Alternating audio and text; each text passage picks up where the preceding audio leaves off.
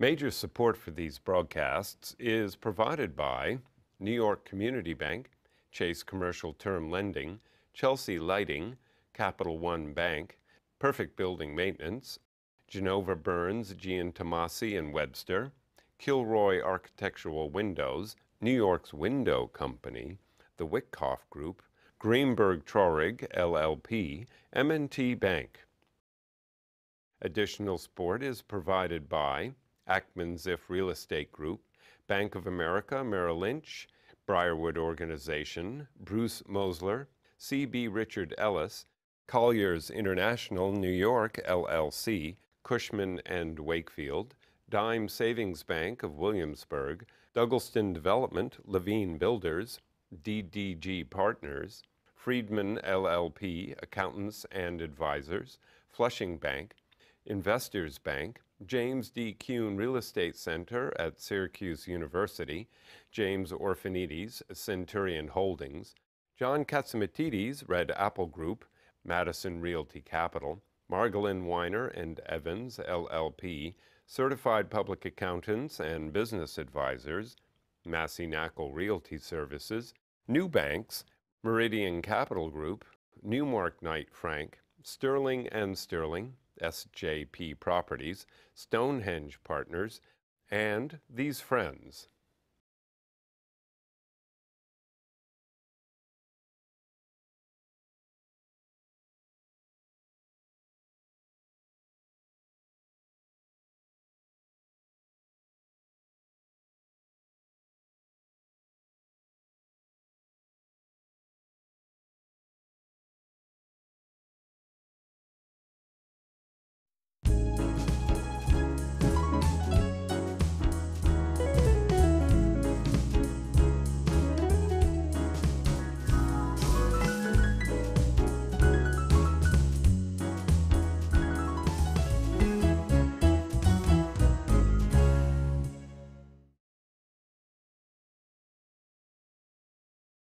His name is Hasu Shah.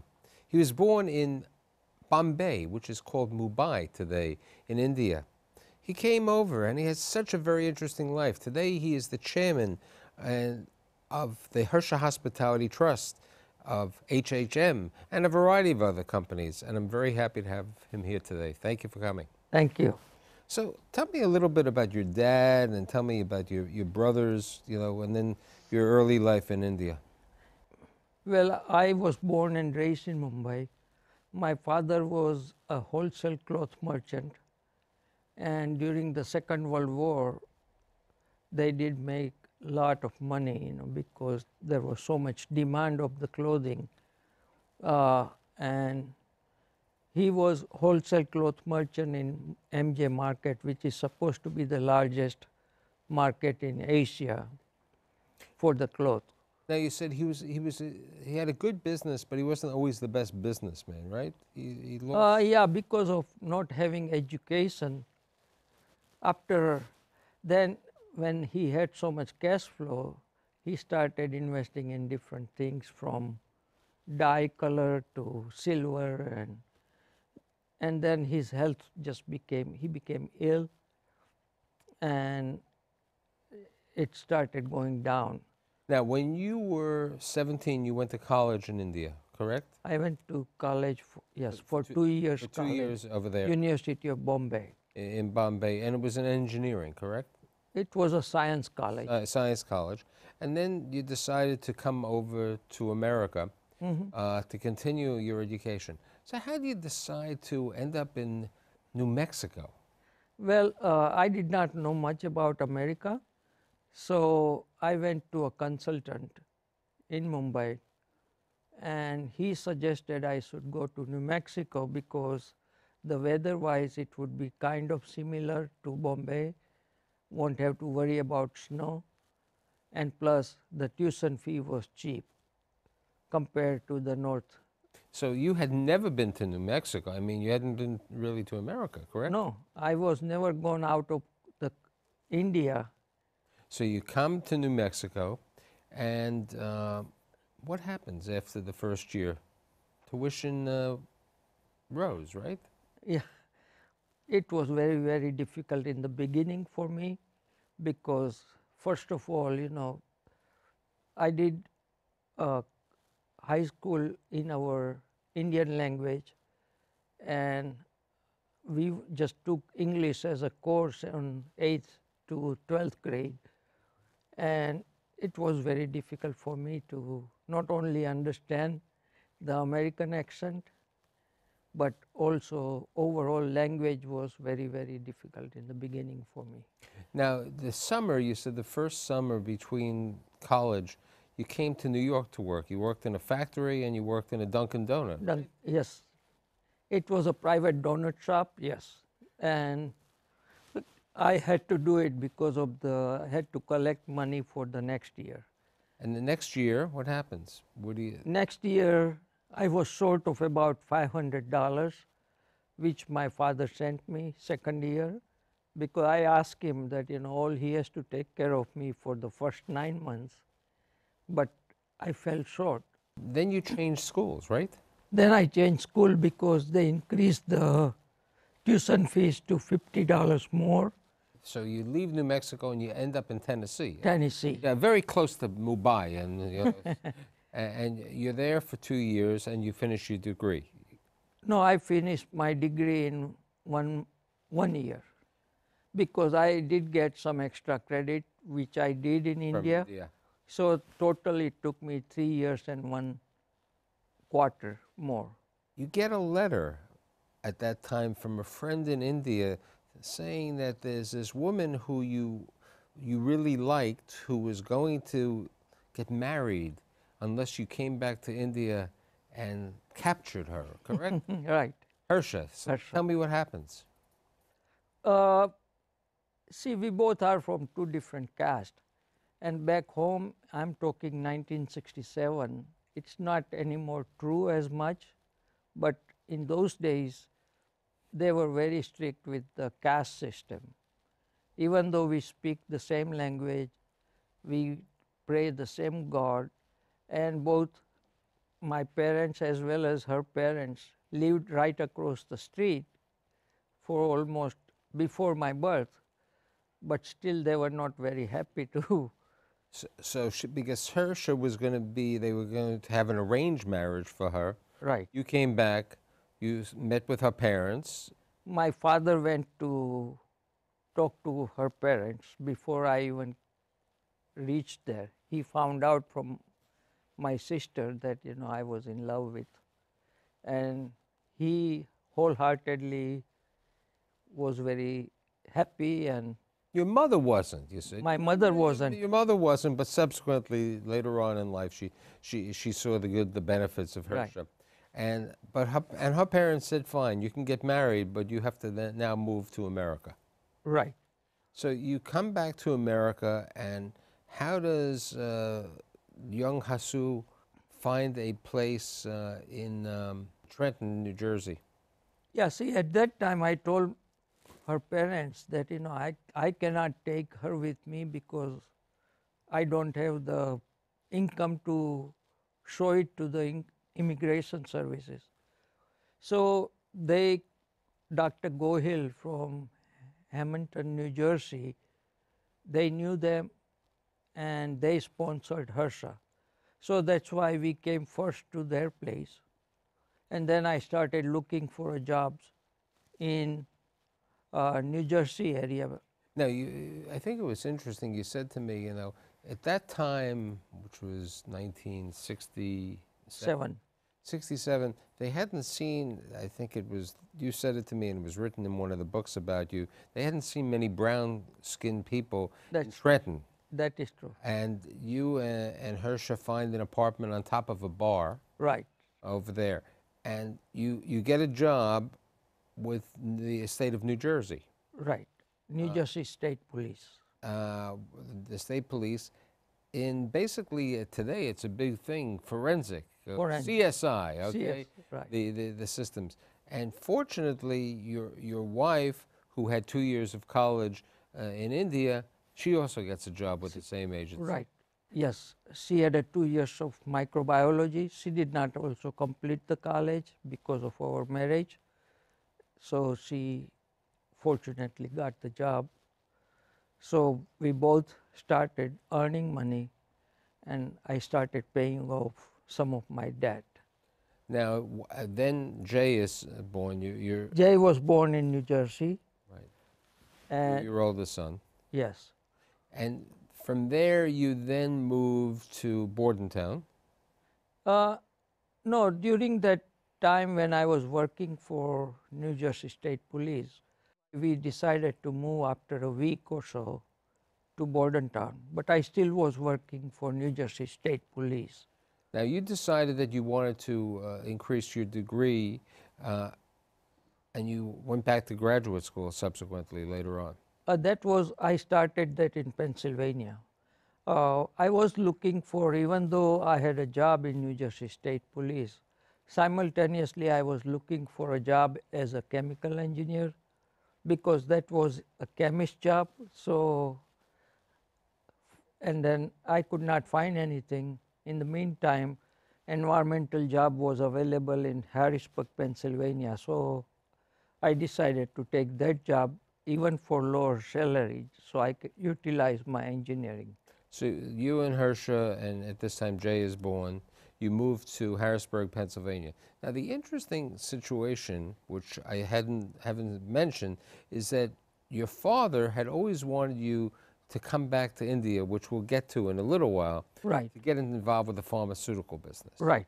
And you wanted to earn some money that you could buy a generic drug pharmaceutical company. So what happens is you're living in Harrisburg, Pennsylvania, and the entrepreneur in you, with the hardworking wife, Hersha, you start buying foreclosed homes, right? Yes. Tell me how this happened. See, my goal was, that I'm going to work as an engineer for 10 years in America and then go back to India for good. But in the meantime, I have to take $50,000 with me. At that time, when I made this goal, my salary was $8,100 per year. And having a son, it was not very in foreseeable future. There is no way I can make money enough to save $50,000. And something that you always did is you try to put 10% of your money that you earned away in savings. Yes, correct? that was my goal, and that's what I did. But 10% of my savings is $800, and that is not going to even end 10 years. So where was the first house that you bought? First house I bought was in one of the good suburban area, but they were all foreclosed home, either by veterans organization or FHA, or and when they are foreclosed, houses are in very Not in the best shape. not best shape. You needed to paint, you needed to repair, and then you had to rent the space. And fortunately, I was successful in that. So every year I started buying one house every year and a half, depended on my cash flow. And within 10 years, I collected 6 houses, 2 with in-ground pool, central air conditioning, and 4-unit apartments. And I sold everything in 10 years. So it was the 10th year. You made the decision to go back. You sell, you have $50,000. Like $52,000. $52,000, and you have at this time 2 sons. Right. Okay, you have Jay and Neil, and you go back, and what happens? You go back to buy a factory, a Right. generic drug factory, to see your father. And one of the things that does happen is that unfortunately when you get back, your father has a stroke. Right. In 1978, I made 3 trips before, because see, I was giving up all my fortune here. So in the January trip, I was looking for the factory several places, and then finalized again in March or April. So I went again, gave the deposit, and told them that I'm coming back in September to take over. Whole deal was made, deposits and all the agreements were made. But when I decided in September, I left, those owners did not want to sell because they felt if the guy with chemical engineering degree coming from America. It's we shouldn't get rid of the business. Right. It's a good idea. That was the thinking, you know. I thought they were trying to ask for more money, which I did not mind to give, but they They never. just didn't want it. Now you complained. You went to to one of the local officials. You wanted to keep. Yeah, but there was nothing I can do. There was nothing. In And then- India, you know, it is not that easy. Bureaucracy is so much, you know. So fortunately, you come back to America. Yes. And you come back, and what was even more fortunate is you come back to America and you still have your job. You have the Yes. opportunity to come back for a job. So how do you find this 11-room motel, like 3 miles from the, 2 miles from the 3 Mile Island nuclear plant, Right. next to a cemetery, filled with prostitutes, other variety of people? How do you find this hotel? Well, it was for sale. That was my full-time job. I mean, part-time job Job. after my engineering job is over. I always was looking for investments. And this 11-room motel with the small classified ad that, you know, they want to sell. So I personally went and see the property, saw some potential, but without having an experience. But as entrepreneur, just plunge in. Now, normally, you would have moved the family over there, but your wife said next to the 3 Mile Island nuclear plant and the cemetery was not the opportunity. Right. So subsequently, you hire some young person, Couple. a young couple, who are entrepreneurial also, and they find a driving school or. No, that was found by my wife. Oh, okay. I didn't. Yeah. No, that young couple that They was maintain- Gary and Diane. See, Gary was working as a maintenance man for some factory, and his wife just had a baby. So the way I offered them that, you know, his wife has to take care of 11 room to clean and rent whatever during the daytime. And if there is any problem in the, that is Gary's job after 5 o'clock to take care of it. Right. So Gary took care of the maintenance. She took care of the operations. Right. And then Hersha found this driving school. Driving school. So and the driving school needed places for these people to stay. Yeah. In those days, you know, MTA driving school, you know, they were getting lots of money from the federal government. All they have to show that, you know, we have this student, and student will stay in the hotel room and they get some food and whatever, you know. So they were looking for rooms always, and cheap room. And that was perfect for us, the way Harsha found it. We fell all 11 rooms were rented to about 22 driving students. Right, and then you put on an additional 6 Yeah, rooms. since there was a demand, rather than sending it to another motel, we Might as well decided keep it that in the might as business. well keep it in the home, you know. So then how do you buy the second hotel? And within 8 months, you know, I started doing so well in that motel. My ROI was about 22%. Now you still have the full-time job Yes, in the engineering, chemical engineering. yes. And so we found another motel only 8 miles from this motel. So, but that was much decent motel and very good house. So my wife agreed to move there. So this one you were allowed to move into. Right. So you moved into that hotel. So now you have these 2 hotels. And then when do you go to Gettysburg, which is really the next stage of your development, right? No, that was not the next stage. But then during Red Rose Motel, you know, I never slept in pajamas, you know, because there is always at 1 o'clock in the morning, there is a bell, and I was the desk clerk after 5 o'clock. So and also we had another contract with the Michelin trucking company.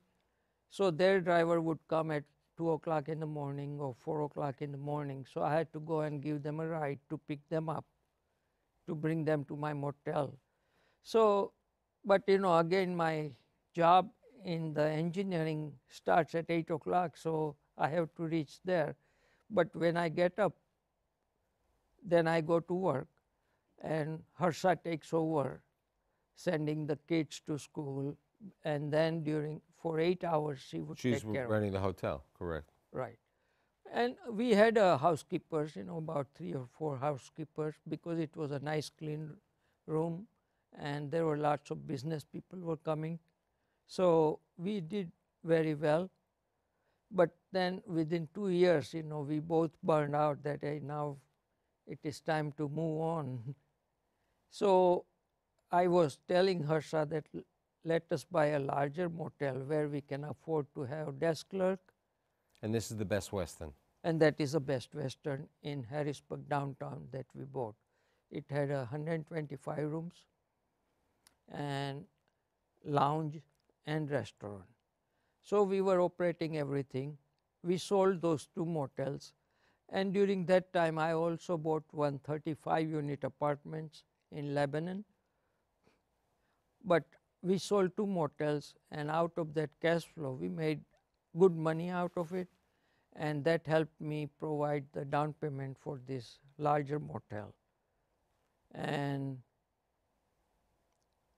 there also Harsha played a very good role, because I'm still working as an engineer. She was managing the hotel between 8 to 5, and after 5 o'clock I would take over till... A true family involvement. Right. Which subsequently has continued with the family, with Neil and Jay, in a major publicly held company. Right. Yeah. So if we fast forward on, subsequently you buy a couple of hotels and you have some partners, and you build some more hotels, and then it's 1992 and Jay has graduated college, and someone says to you, you're sitting with your partners, you're saying, we have a couple of hotels in Pennsylvania, we're doing okay, maybe the chemical engineer could become a real estate investment trust. What happens? How that happened? There is a big story about that too, because by that time when Jay joined us, we had about 7 or 8 hotels. But then Neil was going to the Wharton School of Business, and he took the internship under the Small Business Administration grant that Wharton was getting, and there he was helping small businesses. And he set up an appointment for us, myself and my partners, to go and look for how we can grow the company rather than bootstrap, like they are saying. So we went about 3 times during the 2 months period to get their advice, and they suggested, after looking at all our documents and what is our desire, and so all the partners wanted to grow, and they suggested that there are 2 ways you can grow yourself: either bootstrap, that is 1 hotel every year, couple years, right, or you bring in the private equity fund and start buying or building more hotels much faster. But at that time, private equity was demanding between 20 to 22% return of their money. So we decided to go this other round, where if we go public, the shareholders will be more than happy to receive 10% dividend on their money. And we thought it is a lot better than the private equity route. Although it was a lot more expensive in the beginning. And it took a couple of years. It took us about 3 years, because that is where Jay played very good role. He just was traveling back and forth between Baltimore and Washington D.C. to New York City to find somebody They underwrite it to too. underwrite it, and that was a difficult part because although we had 10 hotels or 11 hotels by that time, they were all in central Pennsylvania. Okay, you go public in what, 98? 98 January. 1998. But you were suburban. How do you decide to enter the New York City arena? Because today, Hersha Hospitality owns 70 hotels. Hersha Hospitality Management manages over 110 hotels. You're a billion-dollar company. How do you come to the Big Apple? Big Apple, and that was again both Jay and Neil were pushing us to go in the major metropolitan market. So when Jay came to work, we bought one hotel in Philadelphia, and that started doing so well compared to the central Pennsylvania. We came across Sam Cheng, and he sold us the first JFK hotel, Comfort Inn. So that was our second out of the area property, and that was doing so well. So then we decided that maybe we should look into Manhattan. And Sam was there to help us, but And we kept on you have buying. about 18 hotels in New York City today? Currently we have 18 hotels. 18 hotels. And we are building 2 that will be opening before the end of this year for sure. Now, in addition to that, in addition to the hotels and running the publicly held company, you've been involved with banks over the years. You founded how many banks? We have founded 2 banks so far. One in 1988, that is always because every time I went for the mortgage for any hotel, they were not lending the money that I wanted. So I wanted to learn what is behind this desk, what is their thinking. So I thought, why not we?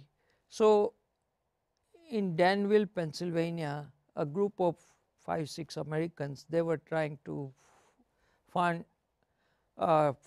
a bank, but they could not raise the money. So they came to Harrisburg and contacted me, and I was able to raise the money more than what they wanted. So I became the co-founder of the bank. But again, within 2-3 years, I found out that our chemistry was not matching. Even among themselves, they were fighting with each other. So we decided to sell that to Omega Bank from State College. And my shareholders made the money. Everybody. With like 30 seconds left, let's talk about it. So you've been married to Hersha for how many years? 45 years. 45 years. You have a son, Jay, who's the oldest. He is 43 years old. Okay, and he's married. His wife's name is? Susie. And they have? They have 2, one boy and one girl. And their names? Avikar and Ariana. Okay, and then? Susie is a physician by radiology, is her field. She specialized in mammograms. And Neil is married? Neil is married to Juhi, and she's also from North India, and they have 2 kids, one boy and one girl. So, as they would say, America is the land of opportunity if you seize the opportunity. And somebody who has seized the opportunity with his partner, your true partner, you named the company after her because she was the company and she's still there, is Hersha. And I'm really happy that you were here today to tell your life story. Thank you very much. Appreciate that.